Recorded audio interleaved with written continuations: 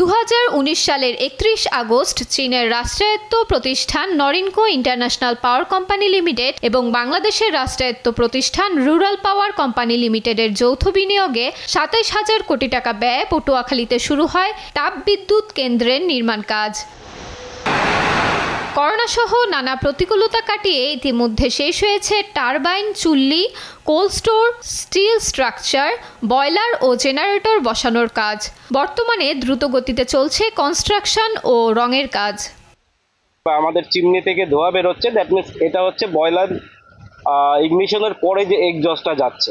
অপারেশনের জন্য আমাদের পুরো সিস্টেমটাই আমরা বলতে পারি রেডি। এ কেন্দ্র থেকে জাতীয় গ্রিডে বিদ্যুৎ সরবরাহের লক্ষ্যে নিজস্ব অর্থায়নে 20 কিলোমিটার সঞ্চালন লাইন ও পার্শ্ববর্তী আমতলী উপজেলায় একটি সুইচিং স্টেশন তৈরি করা হয়েছে।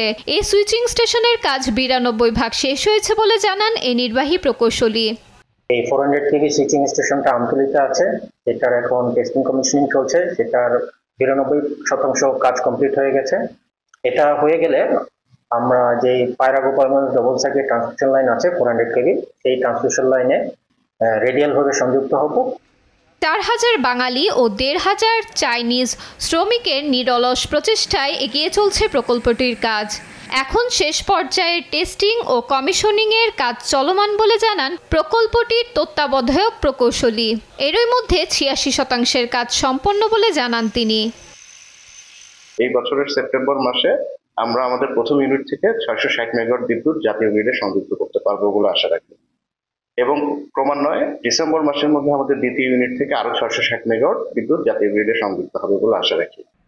এই প্রকল্প থেকে জাতীয় গ্রিডে বিদ্যুৎ যোগ হবে 1320 মেগাওয়াট, যা সরবরাহ শুরু হলে লোডশেডিং অনেকাংশে কমে যাওয়ার আশা দেখছেন প্রকল্প কর্মকর্তারা। নিউজ ডেস্ক, দেশ টিভি।